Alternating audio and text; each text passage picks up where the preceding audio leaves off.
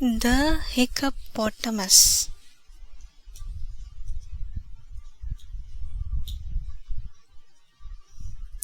Hic, hic.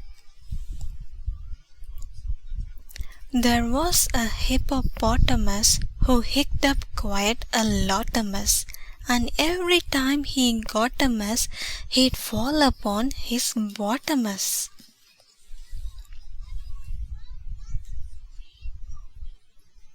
One day he saw an elephant with cakes of green and yellowphant.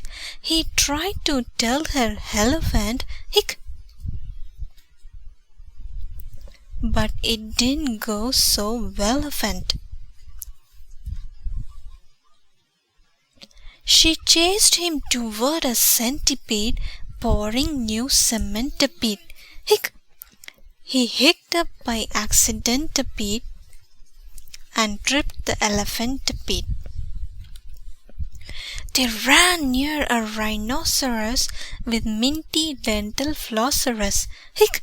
His string went all crisscrosserus, and that was the last strawcerus.